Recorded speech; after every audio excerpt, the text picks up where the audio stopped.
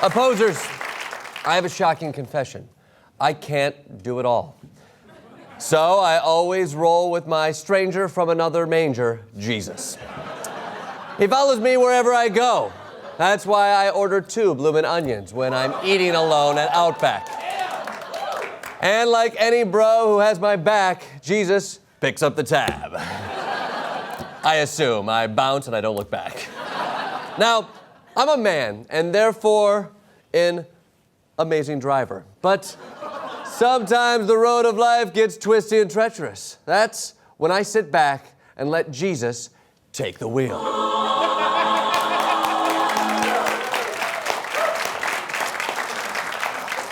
Thanks, JC.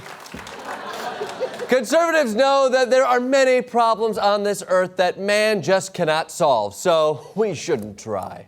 Take teen pregnancy.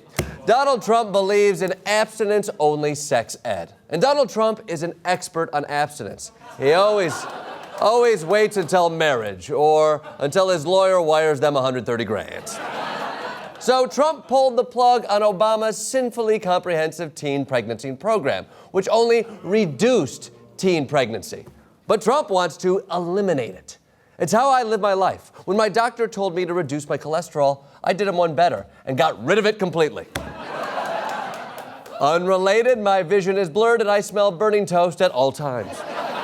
So when it comes to sex ed, President Trump is letting Jesus take the wheel.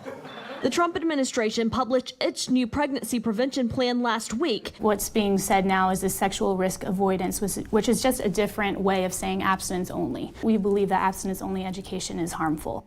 Wrong, lady. You know what's harmful? A bunch of teens running around who know more about the vagina than I do. It's humiliating.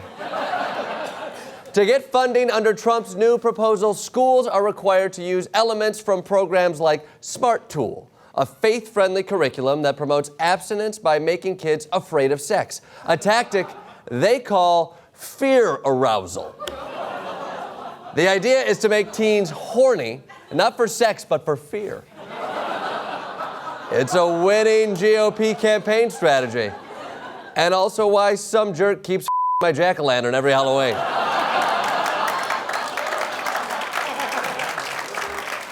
To be clear, I'm not saying it's wrong to jack-o'-lanterns. It's a safe alternative to actual sex. I'm just saying, get your own. Thou shalt not covet thy neighbor's jack-o'-lantern. Carl. This is great. Contraception has no place in schools. Teens can't see a condom these days without snorting it up their nose. Look at this.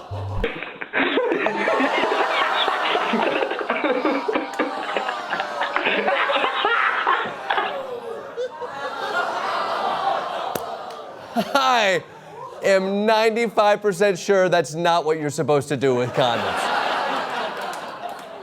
Bottom line, the only one who should be knocking up teenage girls is God himself. So, to prevent Jesus, guys, Mary Magdalene, look it up. So to prevent teen pregnancy, forget the birds and the bees and let Jesus take the wheel. Yes. Drive, Jesus, drive. Drive all the way to the swamp, Washington, D.C., where Donald Trump is under attack by deep state forces. And Jeff Sessions and Rod Rosenstein refuse to take a samurai blood oath to protect their president. If no one on earth can defend our president, we must call on divine intervention to shield him with prayer. Let this fiery televangelist lead the way. God was faithful November 9th. And he spoke to me. He showed me the vision of a dome covering the president and the executive branch. This assignment would be ours, to be a strike force, a spiritual strike force, the Potus shield. Feel that charisma. Whoa. I haven't been this moved in church since I learned that we're allowed to hurl stones at people. But what is this Potus shield, you ask? Well, who are you, Robert Mueller? It's a prayer-powered force field protecting Donald Trump and his MAGA mission. It's got everything: swords, lions, a lake of fire for some reason.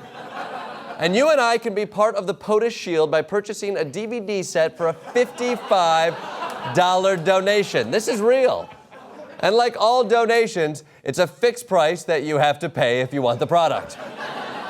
And boy, do I want that product. Here, take my money, Jesus. Woo! And take my prayers. And most important, take the wheel.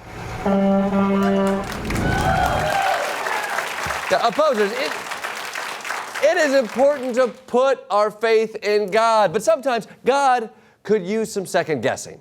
Enter Paul Ryan. House Democrats and even some Republicans are angry over the sudden firing of their longtime chaplain by Speaker Paul Ryan. Ryan's office complained last year that Conroy got too political during a tax cut debate. Conroy prayed on the House floor, urging lawmakers to strive for economic equality. Yes, good for you, Paul. As Jesus said, let thy skin be the thinnest. Now, Ryan says the firing wasn't politically motivated. But that Father Conroy just hadn't offered enough spiritual support to lawmakers. It's a great point. Did that chaplain ever once pray for the return of Paul Ryan's missing spine? No. He did not. No. And meanwhile, some people are running around with too much spine, like those pesky Parkland kids. Why aren't you praying about that inequality? So Paul Ryan, thank you for shit-canning this man of the cloth and for knowing when Jesus shouldn't take the wheel. You hear me, JC? You turned a few too many waters into wine, bud. I hate to do this, but Jesus, give me the keys. Come on, give me the keys. Give me the keys, Jesus. Yes. A Yaris? Really? Jesus.